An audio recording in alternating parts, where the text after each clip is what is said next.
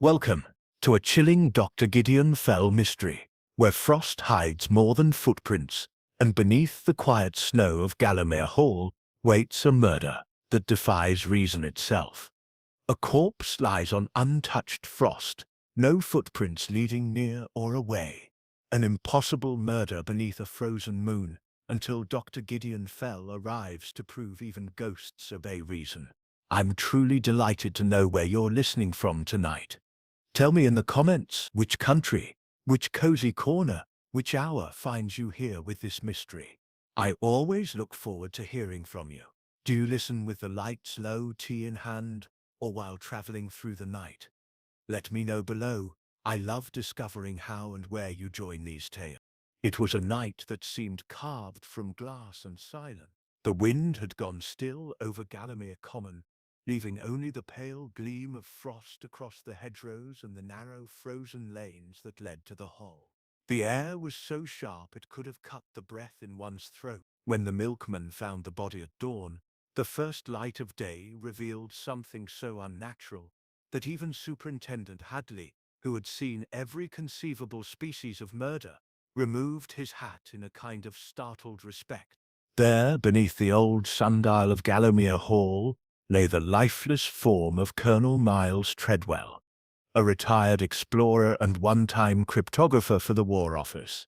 His face was locked in a rictus of surprise, his hands spread open on the frost. But it was not the body that caused the horror, it was the ground around it. No footprints, not a single mark on the unbroken field of frost. The snow had fallen lightly in the early hours, a perfect white sheet that would have betrayed the step of any living thing. Yet the colonel lay as though he had fallen from the sky. By the time Hadley arrived from London, Gallamere Hall had turned into a stage of whispers and stiff faces. The butler, grey as ash, swore he had locked every door. The maid, trembling behind the pantry door, said she had heard the colonel talking, alone, long after midnight. The widow, serene and motionless by the fire, spoke of a presence at the window. Something white, she said, moving in the frost. I, being then on leave from the university, and foolishly hoping for a quiet Christmas in the countryside, had accepted Hadley's invitation to see something curious. As his unofficial chronicler and witness to several of Fell's previous feats of reasoning, I knew better than to expect comfort when the superintendent's tone grew so grimly amused. An impossible murder, they're calling it, Hadley said, lighting his pipe in the motor car as the frosted hedges flew past. Door bolted, windows fastened, snow unbroken, every man Jack in the house accounted for. You can imagine the local inspector's delight. They've wired Fell? At this, I smiled despite myself. Of course they have. Hadley glanced at me sideways. He'll roar, make some remark about ghosts, and then tell us precisely how the devil walked across frost without leaving so much as a smudge. Dr. Gideon Fell arrived the following evening, wrapped in a monstrous scarf, leaning on his old Malacca cane, and wheezing like an affectionate bullfrog. The snow had hardened to a crust by then, and his boots crunched magnificently as he stepped out of the cab. "My dear Hadley," he boomed, "an impossible crime in a frosty graveyard. Bless my soul, are you trying to flatter me into pneumonia?" Inside the hall, the air was warm, but uneasy. Portraits of long-dead Treadwells glowered from their gilt frames, and the ticking of the tall clock in the corridor seemed to judge every movement. Fell's eyes, behind the fog of his spectacles, missed nothing. He sniffed the air once, smiled faintly, and turned to me. "Ah, our chronicler of calamities. You'll be the one to make sense of this nonsense when we're all dead and buried." I assured him I'd prefer to postpone that honor. We gathered before the fire where the body had been temporarily moved. Fell bent over the dead man, with surprising delicacy for his bulk. His fingers hovered above the colonel's frosted sleeve, then the clasped silver watch, still dangling from its chain. "The frost is thicker on the underside," he murmured, almost to himself. "Curious." Hadley frowned. "You mean he wasn't out there long?" I mean, Fell said, straightening with a soft grunt, that he wasn't out there at all, not until he was dead. The remark was typical Fell, cryptic, mildly outrageous, and offered with that air of jovial certainty that infuriated policemen and delighted me. Later that night, he requested an ale and began pacing the library, muttering about frost lines, thermal currents, and the persistence of condensation on metal surfaces. Between coughs, he told a rambling story about a stage illusionist who had once walked through snow while his shadow stayed behind. Adley rolled his eyes. "You can't possibly mean—" "My dear man," Fell interrupted, raising a pudgy finger, "I mean nothing yet. But I suspect everything." He turned toward the frosted window then, and for a moment his reflection looked like a ghost in the glass, vast, scholarly, and faintly amused. Outside, the frost gleamed like powdered glass under a crescent moon. Somewhere across the common, a church bell tolled midnight, and in that sound, clear, metallic, and lonely, Dr. Gideon Fell smiled, as though he had just heard the first faint note of revelation. The following morning broke pale and rhymed with ice, the kind of cold that turned breath to steam and silence to crystal. The sun rose reluctantly through the mist, casting weak gold across the high windows of Gallamere Hall. The frost still lay unbroken in the courtyard, untouched except for the grim hollow where Colonel Treadwell's body had been found. Superintendent Hadley stood there again, stamping his feet and cursing the weather, while Dr. Fell emerged from the archway with his coat collar turned up and his broad hat rimed with white. He moved slowly, deliberately, his stick probing the frozen ground as though he were testing its honesty. I followed close behind, my notepad stiff with the cold. The courtyard looked deceptively simple, just a stretch of white between the garden wall and the sundial. Yet Fell treated it as though it were a map of the human mind. "Observe, my boy," he wheezed, tapping his cane lightly on the surface. "No footprints, yes. But what else do you see?" "Nothing," I said after a pause. "It's perfectly smooth." "Exactly," Fell cried, his eyes brightening. "Too smooth, too even. Frost doesn't form that way on disturbed ground. Someone's been clever, devilishly clever, but not quite clever enough." He lowered himself ponderously, examining the edge of the sundial base. A faint smear of soot marked the stone, so faint that I might have mistaken it for shadow. Fell touched it gently, rubbed it between thumb and finger, and sniffed. "Coal dust," he murmured, "not local soil." Hadley joined us, exhaling clouds of impatience. "Coal dust? In an open courtyard?" "Indeed," Fell said, rising with effort. "And that is the first of your phantoms, Hadley. Coal dust doesn't drift on its own in country air. It rides from chimneys or smokehouses."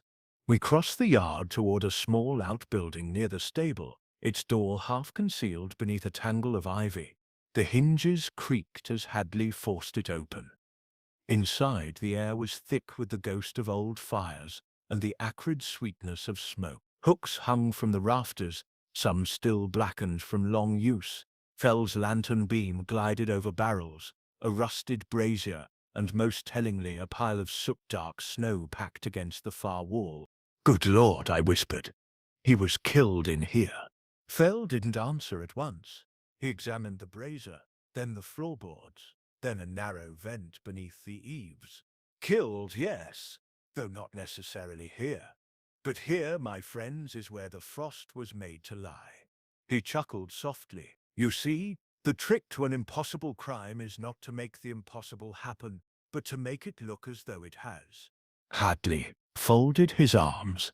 "Are you suggesting someone carried the body out afterward through solid snow without leaving tracks?" Fell gave a small roar of laughter. "My dear Hadley, you're assuming they walked. Think instead of how the frost itself can be replaced. If one could shift the frost, say, by preparing a false surface, one smooth and deceptive enough, it might look as though no step had ever fallen." He gestured toward the soot-black snow. "And coal dust, you see. has a peculiar property. It absorbs warmth. Warmth melts frost. Frost, once gone, can be replaced. That's your magician's curtain, Superintendent. I stared, uncertain whether I'd understood. Fell leaned on his cane and gazed out toward the sundial again. Someone rehearsed this, he said quietly. Someone who knew timing, temperature, and fear. They staged the frost, as one might stage a play, and we shall see, very soon, whether the final act has yet been performed. The wind rose softly then, stirring a veil of powder across the yard. For an instant it seemed the phantom itself might step from the whiteness. Fell only smiled, pulling his scarf tighter, and began to hum a church hymn under his breath. He was enjoying himself, and that, more than the cold or the corpse, made me shiver. By the time dusk returned to Gallowmere, the air had turned glassy with cold again, the courtyard a mirror of dull silver beneath the rising moon. Inside the hall, servants whispered in corners and refused to cross the gallery after dark. Superintendent Hadley commandeered the library as headquarters, its wide hearth snapping with reluctant fire, while Dr. Fell sat surrounded by a fortress of books, pipes and half-drained mugs of ale. His cane leaned against the armchair, its ferrule glistening faintly with frost, where he'd tapped the courtyard earlier. Hadley paced, the boards creaking. "Let's be sensible," he growled. "The man was found outdoors, alone. No sign of struggle, no tracks, no forced entry. You hint at sleight-of-hand tricks and stage illusionists, but we're not dealing with a theater, Fell. This is murder." "Exactly," Fell said, his eyes half closed behind the spectacles. "And murder, my dear, Hadley, is the most theatrical art of all." I had been scribbling notes, though most of them now looked like the ramblings of a fever dream. Coal dust, frost layers, soot in the snow house. I asked quietly, if the frost could be replaced, wouldn't that take hours? The temperature alone. Fell cut in with that booming amusement of his. "You've never watched frost form, have you? My boy, it can come and go faster than faith in politics. A brazier, a shovel, and the patience of a determined liar. Those are the tools of resurrection. But there's another question. Why here? Why under the sundial?" He struggled to his feet, cane thumping the carpet, and crossed to the window. The sundial lay stark and lonely under the moon, its gnomon casting a crooked shadow on the frost. "A symbol of time," Fell murmured. "How fitting for a man obsessed with codes and ciphers." Hadley snorted. "You think there's some secret message in it?"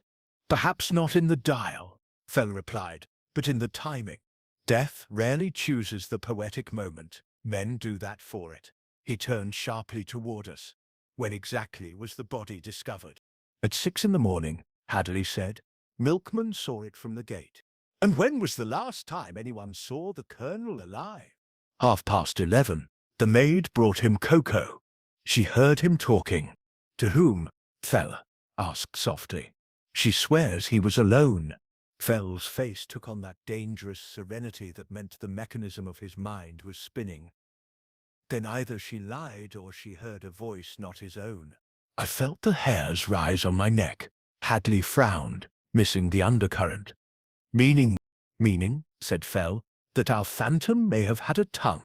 Outside, a door banged in the wind. Somewhere, a servant gasped. We all turned. A thin trail of frost drifted inward beneath the threshold, glittering under the lamplight like powdered glass. Fell bent, ran a finger through it, and smiled. "Ah," he said quietly. "So the curtain rises again." He straightened, his bulk filling the room, eyes alight. "Hadley, my dear fellow, post a man at every door and window. I suspect we are not quite done with our frost-bound conjurer tonight." And as the orders rang out, I could not help glancing toward the courtyard, where the moon burned on the white ground like a frozen flame, and where for just an instant I thought I saw a moving shadow pass across the sundial. The night deepened. the whole holding its breath under a skin of frost that shimmered like powdered glass. Every door was bolted, every corridor watched, yet unease crept through the old house like mist under a door. Superintendent Hadley prowled the lower floor, with a constable's lamp, his boots echoing across the flagstones. I stayed near the library fire with Dr. Fell, who sat immovable in his great chair, eyes half closed, fingers drumming the curve of his cane. From time to time he muttered fragments of thought, snatches of old folklore, equations of heat and light, murmured quotations about ghosts that were really disguises for guilt. When the clock in the hall struck midnight, the house groaned. It was the sound of timbers shrinking under cold, yet it seemed almost human, a sigh through the beams. I rose, meaning to pour another brandy, when Fell's hand shot up, halting me. His head tilted. "Listen," he whispered. Through the silence came a faint rhythmic sound, soft, scraping, deliberate. Not footsteps, but something like cloth brushing stone. It came from the direction of the courtyard. Hadley's voice bellowed suddenly from the passage. "Who's there?" His shout crashed through the stillness, followed by the hurried clatter of boots. Fell heaved himself upright, leaning heavily on his cane, and we followed.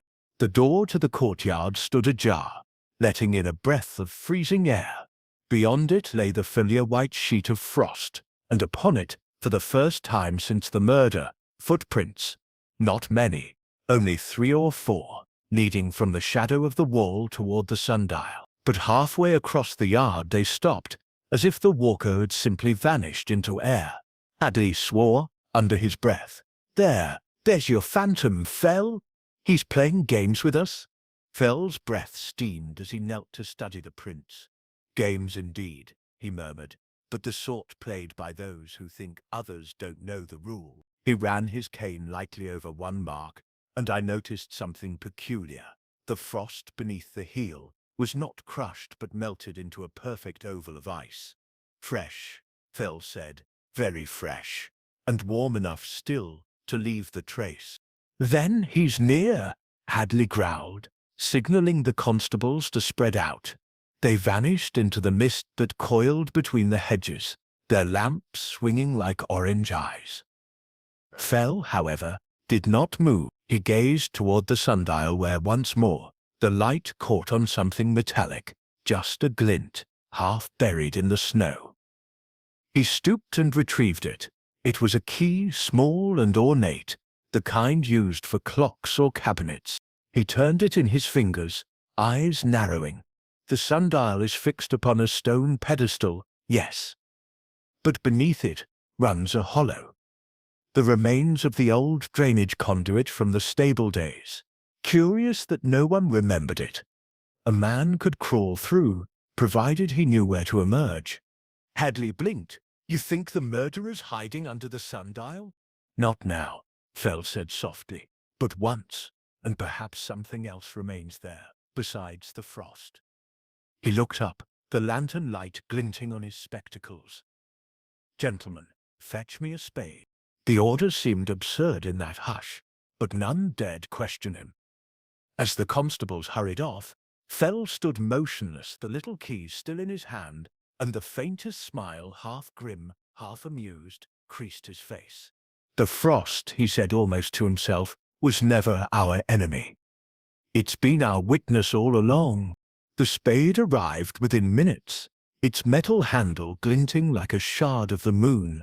Fell took it without ceremony, his movements surprisingly nimble for a man of such vast bulk.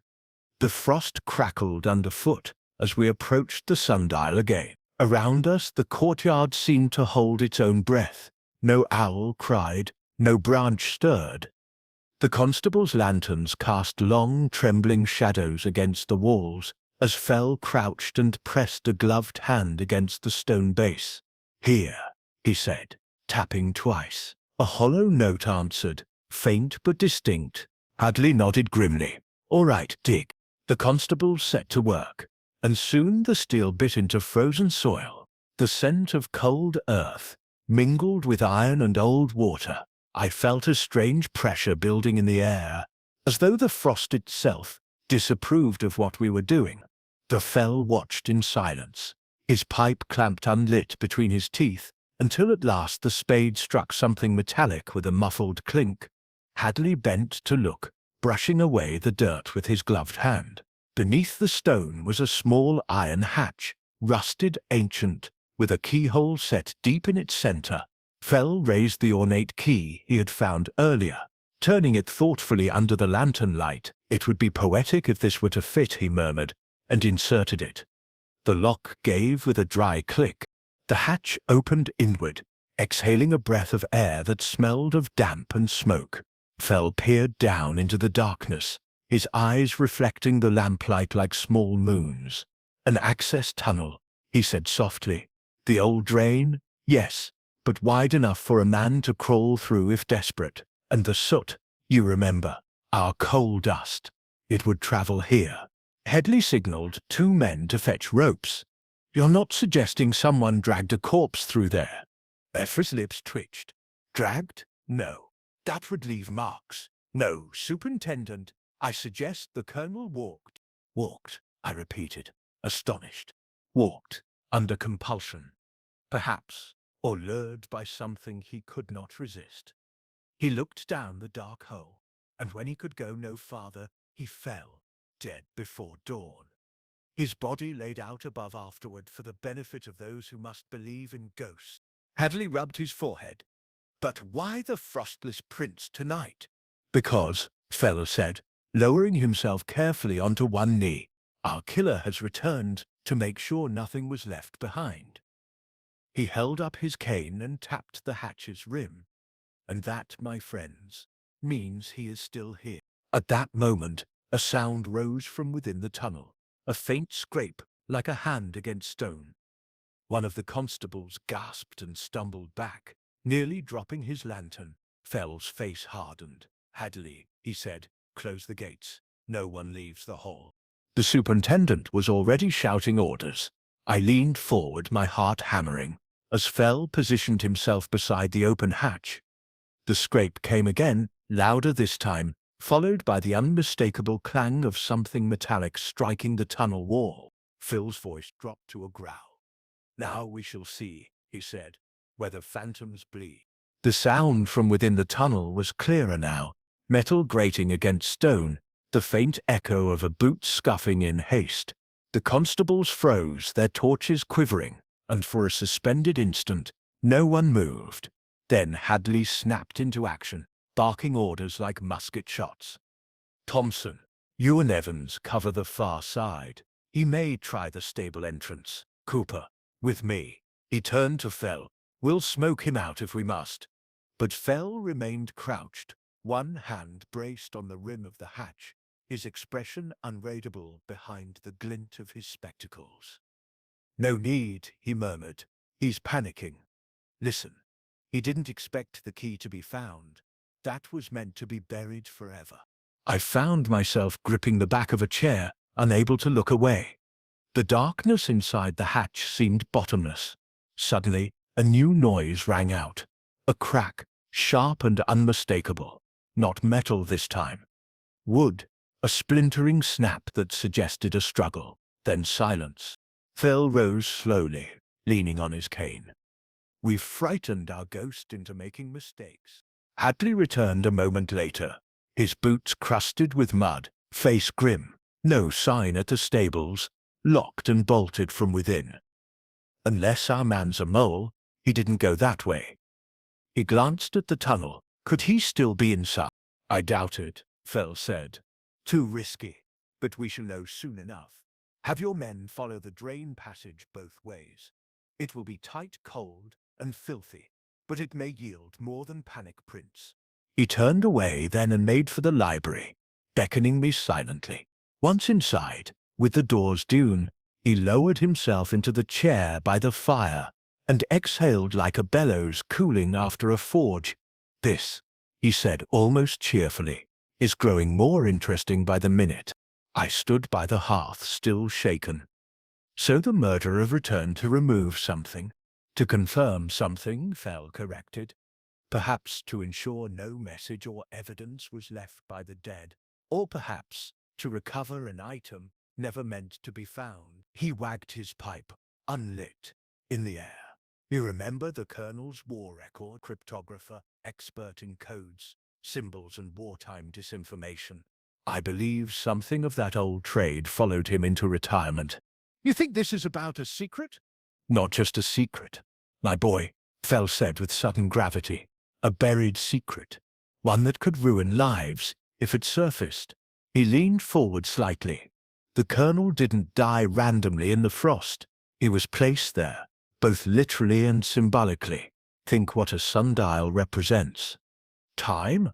I offered weakly. Fell's voice dropped, and silence. The dead telling nothing. But someone feared he might speak. Just then a constable entered breathlessly, his boots dripping.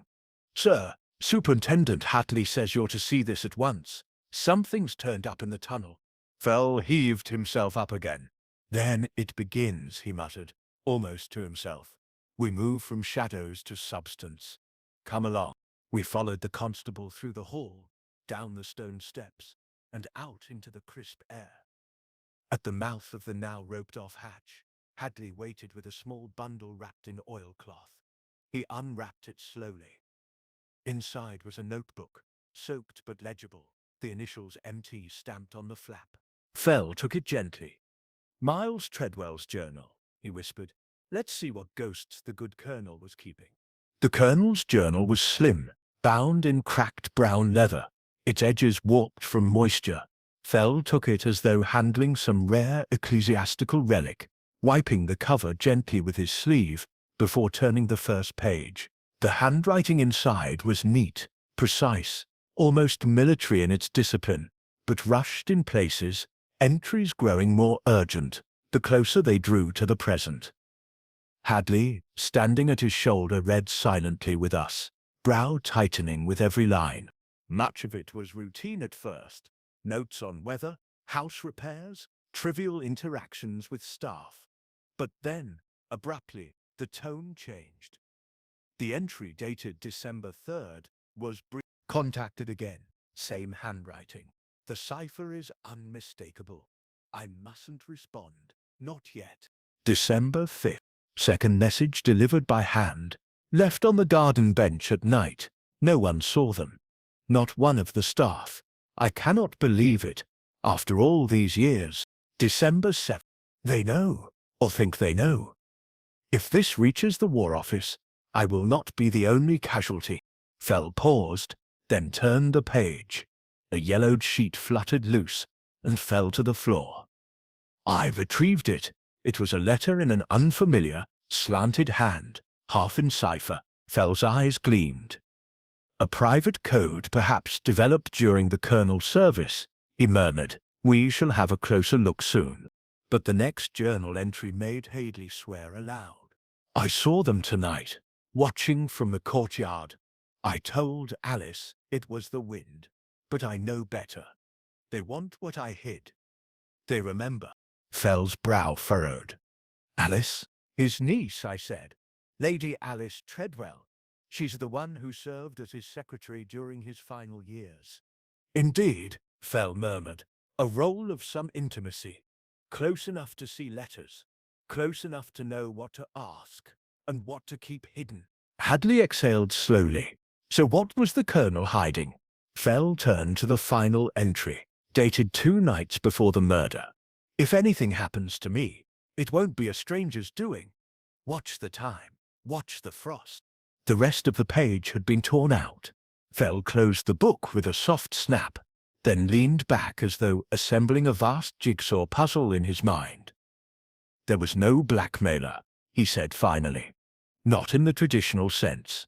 There was knowledge held like a grenade with the pin halfway pulled. Someone in this house wanted to be sure it never exploded. Hadley frowned. You're narrowing the list then? Oh yes, Fell said. We are down to a very small circle. Those who had both access and motive. You see, Hadley, this wasn't just about secrets.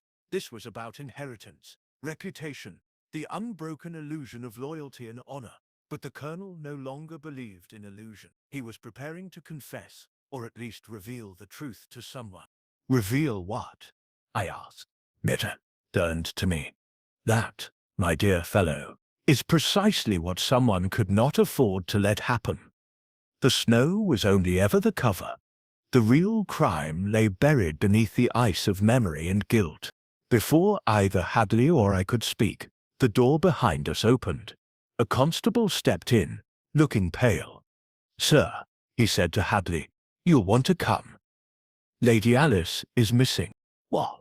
Her room's empty, bed undisturbed, and her footprints, he hesitated, swallowing. They lead into the courtyard. But there are no prints returning.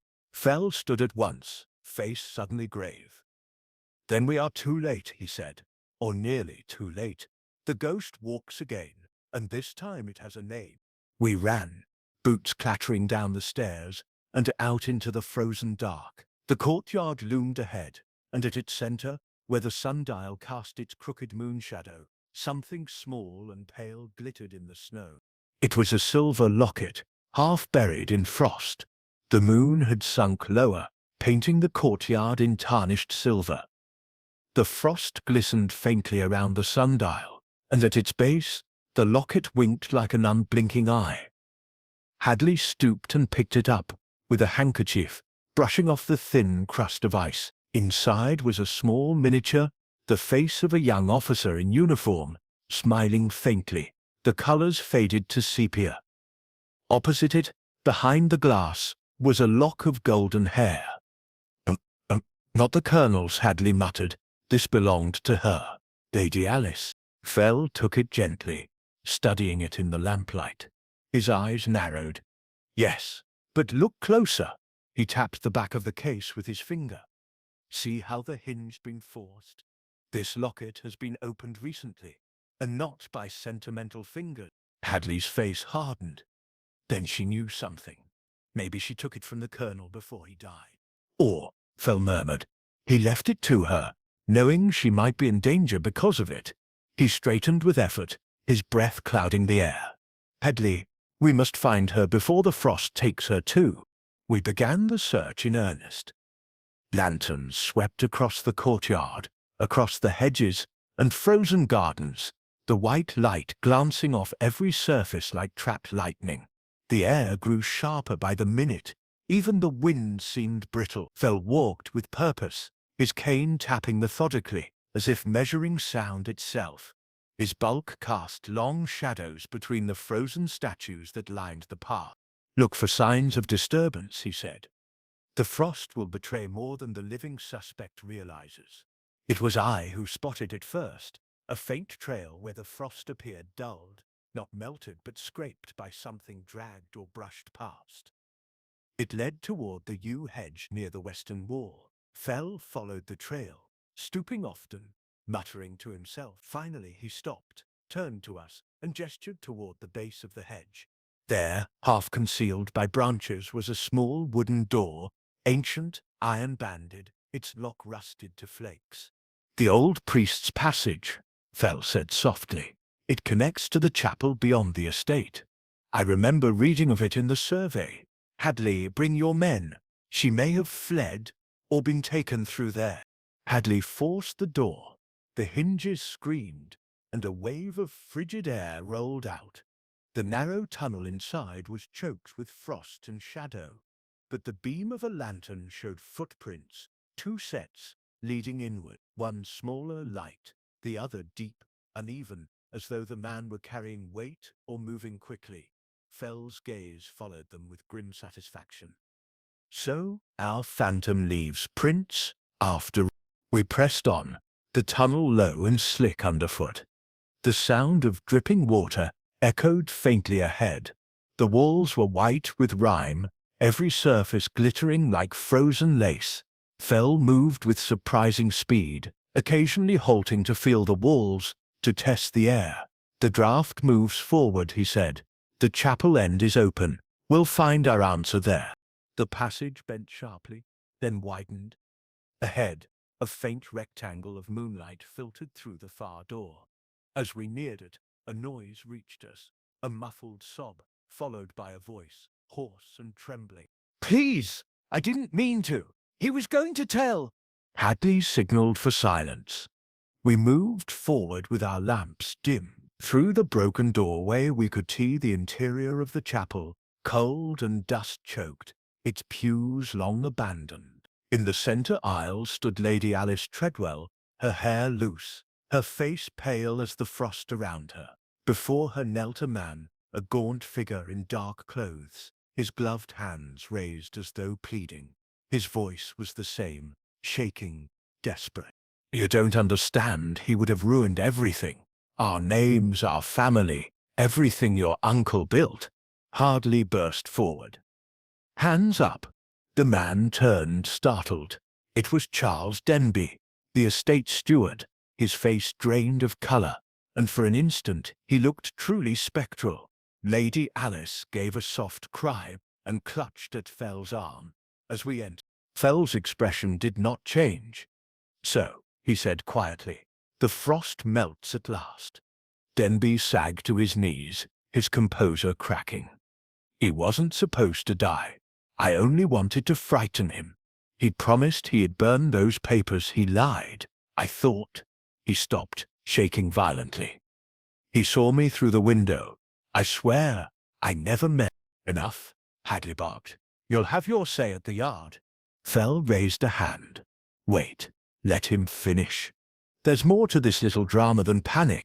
Denby stared at Fell as though hypnotized. "The Colonel had the letter, the one from France, from the old code group. He'd hidden it, used it to bargain. I found the cipher again in his papers. I only wanted to recover it before anyone knew what he'd done during the war." "And you confronted him in the smokehouse," Fell said gently. "You threatened him perhaps with that poker your men use for the brazier. He collapsed before you struck, but you staged the scene, didn't you? You carried him outside, through your false frost. You'd already prepared it with soot and water, ready to harden again after you smoothed the surface." Denby nodded weakly, eyes glistening. "I thought it would confuse them all. I covered my tracks, literally. The frost set again over it before dawn." Fell sighed heavily. "And tonight, when you heard we'd found the tunnel, you returned to destroy the last link, the journal." The man began to weep silently. Lady Alice turned away, pressing her hand to her mouth. Hadley's jaw set as he motioned his men forward. But Fell's eyes still lingered on Denby. "You see," he said softly, "you were clever, but not quite enough. You forgot that frost, like guilt, always leaves its pattern behind. The coal soot on the sundial, the heat trace beneath the heel, the locket torn open. Each was the voice of the frost itself." Denby looked up, hollow-eyed. How could you know?" "Because," Fell said, turning toward the doorway where the first blush of dawn was touching the frost, "only a man who understood how to replace frost could create it so convincingly. And only a servant with keys to every lock could have moved so quietly through the night." He tapped his cane twice against the stone floor. "You tried to bury truth under ice, but ice, my dear fellow, is transparent." Outside, the wind began to rise, scattering the last of the night's glittering frost into the air. The first thaw had begun. Lady Alice clung to the chapel rail as the constables led Denby away, his dark form swallowed by the torchlight and the bitter wind beyond the threshold. The sound of his boots scraping the stone faded, leaving behind a silence that seemed almost accusatory. She stood trembling, one hand over her heart, the other brushing tears from her pale cheeks. Dr. Fell, breathing heavily, adjusted his spectacles and regarded her with that peculiar blend of sternness and compassion that only he could summon. "You must understand, Lady Alice," he said softly. "Your uncle's death was not the work of madness, but of fear, the oldest fear of all, that a secret once loosed can never again be buried." She looked up at him with wide eyes. "But what secret? What could he have done worth killing for?" Hadley, his patience worn thin, grunted. "That's what we'll find out when we break that cipher. For now, madam, I suggest you rest. You've had enough of ghosts for one night." Yet Fell didn't move. He was still studying her, his face framed by the flicker of the lamps, eyes glinting behind the fogged lenses. "Tell me," he said at last, "you served as your uncle's secretary.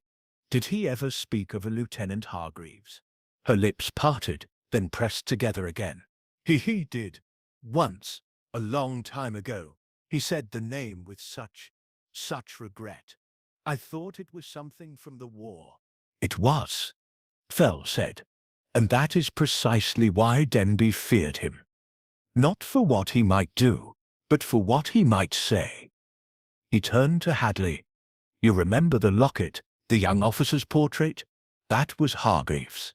Not a sweetheart, not a relative, a subordinate under Treadwell's command. Dead these 20 years. Hadley frowned. "And the hair?" "Not his, obviously," Fell replied. "The colonel kept it as penance, for guilt, not love. He must have ordered something, perhaps a signal sent too soon, a coded instruction that cost lives. Denby was part of that same unit, wasn't he?" Hadley's brows shot up. "Good Lord, you're right. He was. I saw the record when we took his statement this morning. They served together in France in a—" Fell nodded. "And the colonel, conscience stirring after years of silence, began corresponding again with the War Office. He was ready to confess. The letters from France in his journal, those were official inquiries, not threats. But Denby, seeing them, assumed the worst. He believed exposure was imminent.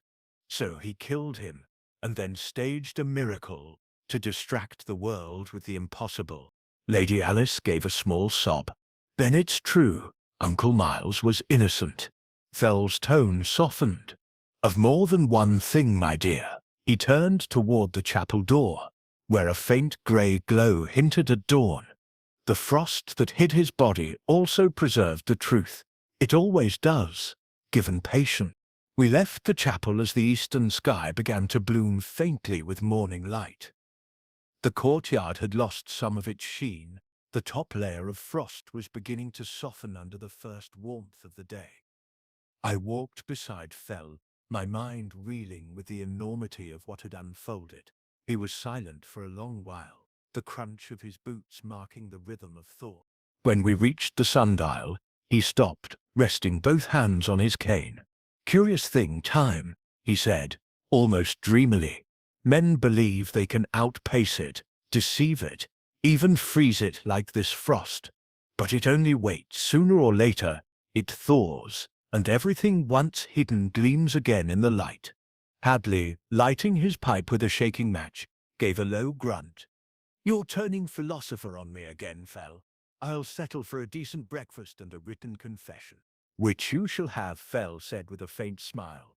"Though I suspect Denby's confession will be less to exonerate himself than to unburden what's left of his soul." We stood there for a while, watching the constables carry the last of the evidence through the mist. The locket, the journal, the soot-dark spade, all were gathered, labelled and sealed away. Lady Alice had been taken upstairs to rest, though I doubted she would sleep. As the light strengthened, Fell's figure seemed to grow larger, as though the coming day belonged to him. He turned toward the hall, his coat flapping softly in the wind, and said, "There remains one more thing to confirm, my friends. One last question of geometry, and of conscience. I must see the colonel's study once more." We followed him inside through the hall that now smelled of extinguished fires and damp wool. The study was as we had left it, papers scattered, the chair overturned, frost still crusting the edges of the broken window pane. Fell lowered himself heavily into the armchair, surveying the room like a judge, surveying evidence. His eyes drifted to the fireplace, where the ashes lay cold. With his cane he stirred them gently, and something metallic clinked beneath the soot. He reached in and withdrew a small blackened piece of metal, a key fragment, twisted by heat. "Ah," he said softly, "the lock to the locket, perhaps, or the remains of a code cylinder. Either way, it was meant to vanish in flame, and yet here it lies, stubbornly refusing to burn. Hadley leaned forward. Then Denby tried to destroy the cipher before he ran. Yes, Fell said, but he forgot that heat, like guilt, leaves residue. Nothing truly disappears. Not frost, not flame, not the truth. He replaced the fragment gently on the desk, then stood with effort. Hadley, my dear fellow, send word to London. Tell them the impossible has melted. As he moved toward the door, the pale sun finally broke through the fog, spilling across the carpet and striking the glass of the sundial visible outside. The frost was gone now, reduced to dew, and in its reflection, the window shimmered like water. Fell paused, looking out, and his voice came low and almost tender. The phantom was never in the frost, he said. It was in the hearts of men, where truth freezes longest. And with that, he limped away down the corridor, humming something soft and old, while the hall filled slowly with the thawing light of morning. The day wore itself thin and colorless, the thaw pooling in seams between the cobbles and along the low sill of the library windows. The hall, relieved of its brittle crust, seemed to slump, portraits dulling, carpets dampening, the great clock giving a tired cough before it consented to strike the hour. Hadley buried himself in telegrams and formalities, dispatching a motor with Denby under guard and ordering a constable at every entrance. I Fell in the small morning room off the east corridor, where the light was best, his bulk enthroned at a table that now held a strange congregation, a household coal scuttle, a brass brazier, a square of muslin folded like altar linen, a shallow tin tray of water, and a handbell from the chapel. He greeted me with a glint under the sleepy lids. Nature abhors a vacuum, he said, but murderers adore one. When there is nothing to see, anything may be believed. He wagged a finger at the apparatus. We are going to reverse the trick. We shall show the impossible by making it commonplace. Hadley, summoned, came in with the stiffness of a man who had slept little and liked miracles still less. If this ends with parlor conjuring, he warned, I shall have you certified. Patience, my dear Hadley. Fell boomed, rising with a wheeze that set the chair creaking. Send for the butler, the maid who brought cocoa, Lady Alice, if she can stand it, and Mrs. Treadwell. Yes, yes, the widow as well. We require an audience. They assembled with the reluctance of parishioners for a second sermon. Mrs. Treadwell came last, composed, gloved, a black veil raised like a visor. Lady Alice, pale but steady, kept her eyes on Fell. The maid clutched her apron. The butler, mortified at everything, hovered near the door as though decorum might shield him from phenomena. Fell beckoned us to the open casement, where the stone sill still retained a film of new frost from the sudden drop in temperature that had followed the brief thaw. Cold enough for my nonsense, he said cheerfully. He set the brazier on the flagstones of the outer walk, dropped a few lumps of coal, and coaxed a stingy flame. He sprinkled a pinch of soot across the little tin of water and stirred it until the surface darkened to a weak tea. Then he soaked the muslin in the pan, wrung it with surprising deftness, and laid the sheet flat upon the sill, smoothing it as one smooths a map. The faint glitter dulled under his hand. If you wish to erase frost, he said, you have two enemies, uneven heat and time. Soot helps with the first. It drinks warmth. We persuade a patch of frost to die quickly and evenly. Then, when our business is done, let it come back. Observe. He rang the handbell softly and waited. The muslin steamed, trembled, and then lay still. Fell lifted it by two corners and shook it out. The bare stone gleamed wet, then hazed. A faint bloom formed, and within half a minute, the frost was back, delicate and virginal. Hadley's eyebrows rose despite himself. You could smooth away footprints, he muttered, or any sign of dragging. Exactly so, in strips, Fell said. Prepared earlier, brought from the smokehouse, laid and removed in sequence. One does not need to walk without footprints, if one can simply send the footprints to kingdom come. He cupped his hand over the sill. But there was a second trick. Our stopping prints last night's. Superintendent, your lamp. We crowded for a better view. Fell took a narrow iron from the brazier, no more than a dull poker warmed to a gentle heat, and pressed its rounded end 3 times into the new frost of the sill, spaced as a man might step. Each impression did not crush the rime. It melted it to an oval that refroze at once with a glassy sheen. The third oval was shallower. Fell put the iron aside and thumped his cane. There, 3 steps that taper, then end because the heat has bled away. Our phantom vanishes not by flight, but by thermodynamics. The maid's eyes grew very round. The butler cleared his throat and failed to produce any sound. Hadley, I swear, almost smiled, an alarming sight. But the voice, the maid whispered suddenly, "Begging your pardon, sir, but I heard the colonel talking when I took in his cocoa. Past 11, it were. He was alone." Fell turned to her gently, alone in his study, with the window ajar, and the vent, along the eaves cracked behind the bookcase. You did not see the vent, but you heard through it a man speaking, and assumed it was the colonel. He nodded toward the apparatus. Sound, my girl, is a worse liar than sight. A person standing in the smokehouse, where the old curing vent leads to the study's cornice, could hold a conversation perfectly well with a warded door between. And any eavesdropper would swear the gentleman within had company, or at least a companionable conscience. Hadley shot me a look that confessed he had missed that entirely. Fell's cane tapped the floor once, twice. Habit, emphasis, exclamation point. And so Fell went on, turning to the widow.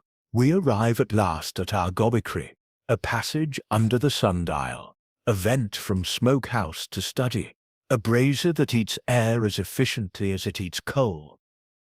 Mrs. Treadwell, if you please, would you sit? She did not, her chin lifted by the smallest degree. This is indecent, she said evenly. My husband is scarcely— Madam, Fell said, and the joviality went out of his voice, like breath from a struck bell. You are not a fool, nor am I. You sent 2 letters in a hand meant to look foreign, invoking a code you knew your husband would recognize. You did not anticipate that he would appeal to the War Office himself. That frightened you. When the colonel decided to confess, if only to unburden himself, you arranged a meeting where he would feel obliged to step into the smokehouse. The cocoa the maid took was untouched. You needed him hungry for warmth, not milk. Lady Alice made a sound, half protest, half prayer. Mrs. Treadwell's glove creaked. Fell's hand flattened the muslin on the table, smoothing. A brazier burns oxygen. With the vent bunged and the door latched, a man might begin to speak a little thickly, to stumble, to sit. It is faster than people think.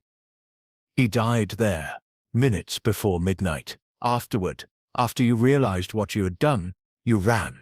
But you were not alone in your devices. Others listened at vents. Others prowled. The steward, Denby, found the body and the papers, and staged the frost for his own purpose. Thinking only of his skin, he laid the colonel beneath the sundial, and erased the prints with panels prepared in this very room. He did not know you had turned the vent screw yourself. The widow spoke at last, astonishingly calm. You would hang a lady on your lectures? Superintendent, are we to endure this? Hadley did not move. His face had taken on the attentive gravity I had seen when a jury returned to court. Let him finish. Fell nodded once, courteously. I am not hanging you, madam. I am asking you to explain 3 things. First, the ribbon you used to jam the vent, a ribbon whose missing end I found fused into the soot in the brazier.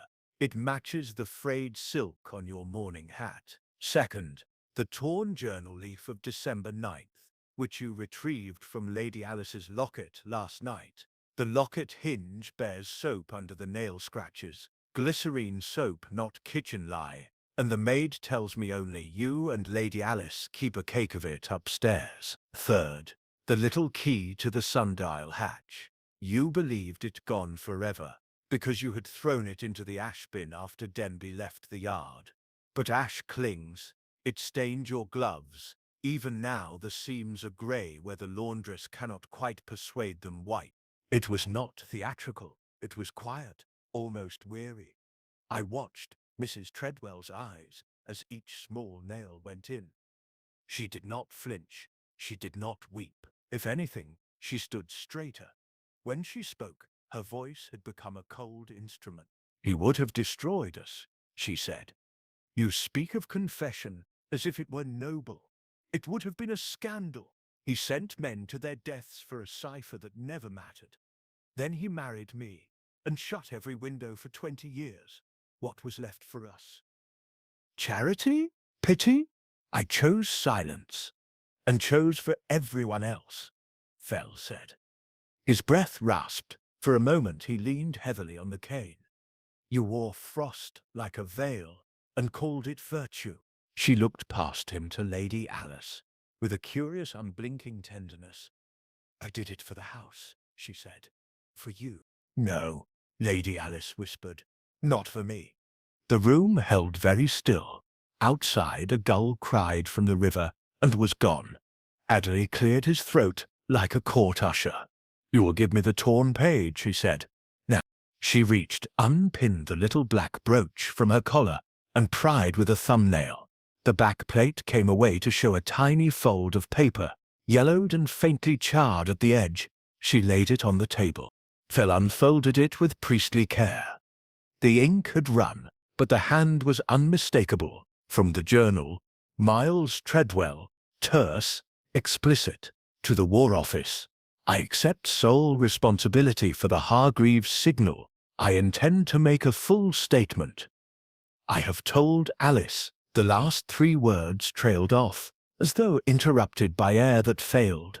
Fell exhaled, then slipped the paper into an envelope. He turned to Mrs. Treadwell. Madam, you may tell a court that you only barred a vent. The word for it will be manslaughter at best, murder at worst. Denby will hang himself with his frost, you with your threat. Her control wavered a fraction. I shall tell them I acted in a moment of madness. You acted with a screwdriver, Fell said gently. Madness tidies nothing so neatly. For a little while no one spoke. A coal in the brazier fell with a faint chime. Then Fell roused himself, the thunder returning to his chest. One last demonstration, he said briskly, because I prefer experiments to rhetoric. Superintendent, if you will permit, we shall walk out to the sundial by the back passage and return by the priest's door. 2 groups, 2 clocks. We will do it slowly and loudly, and yet I will ensure that to any watcher at the library window we will appear to cross the yard without prints and vanish midway. It is not supernatural. It is sightline and a strip of muslin. His smile turned, almost cherubic. For the sake of your constable's sleep tonight. We went as bid, Hadley and the butler by the corridor, Fell and I by the chapel, the ladies remaining under guard. At the yard, Fell had me lay 2 of the prepared panels, cold-grained, obedient, across the path. We stepped on them, counted, lifted, shifted, and in less than a minute made our own small miracle, a neat pair of stopping prints, nothing beyond, the path, innocent as first snow. From the window the illusion was complete. Even I, an accomplice, felt the old prickling crawl the spine. Back inside, with the panels steaming faintly against the wall, Fell bowed, absurd and courtly. The taxonomy, my friends, he said, almost gaily. Not a locked room after all, but its frosty cousin, the erased approach, the vanishing march, class 3 under cold weather stratagems, file it next to the footprints to the cliff edge, and the snow shovel masquerade. I collect such things. They are vulgar and instructive. Hadley snorted. I shall file it under enough. He turned all business. Mrs. Treadwell, you will come with us. She inclined her head as though accepting a late invitation. When the door closed behind them, the house seemed to remember how to breathe. Lady Alice sank into a chair with her face in her hands, the maid hovering, uncertain whether to comfort her mistress or bring tea for an age that had no more use for it. I stood with Fell by the window. The sundial looked smaller now, only a stone with a pointer. The thaw had eaten the last white from the yard. The impossible lay there too, ordinary at last. You knew from the first, I said softly, when you felt the frost on his sleeve. He shook his head. No, my boy, I suspected. Frost on the underside, condensation that freezes when a warm thing is carried into cold, and coal dust on the dial, and a maid's certainty about a voice that no door could conceal. He sighed, and some of the vastness went out of him, leaving the weary scholar of paradoxes. But knowledge is not deduction until it stands without a prop. That is why we play at theatre, to take away the scenery and leave only the stage. He reached for his hat and settled it with a bear's dignity. Ale, he announced, hot, abundant, and unearned. Bring your notepad. You shall write the truth, and if you must sprinkle it with atmosphere, I cannot stop you. But do not gild the frost. It was workmanlike stuff. We found the pub room warm and faintly beery. Fell drank prodigiously, and pronounced the cheese offensive to 3 counties. The clock there behaved itself and chimed as though relieved to be back on hourly business outside. The river ran thin and black. The gull came back to it. A boy's laugh carried from the lane. When at last Hadley returned, expression scrubbed to stoicism, papers shuffling in his big hands, Fell lifted one eyebrow. It will stand, Hadley said. Both cases. Denby for staging, the widow for the vent. The jury will need leading, mind you. But you've done the hard part. On the contrary, Fell murmured. You have. I only sweep the snow. You find the road. I wrote until my wrist ached, trying to catch the cadence of his voice, the weight of the cane on the flags, the odd tenderness with which he replaced the torn page. And when we walked back to the hall, lamps pricking the early dark, I could not help glancing down at the stones, as though they might tell me something. They told me nothing at all, which, in its way, told me everything. For there had never been any phantom in the frost. There had only been the frost, and men and women to misread it. And Dr. Gideon Fell, vast and amiable, who read it correctly and left the rest to time.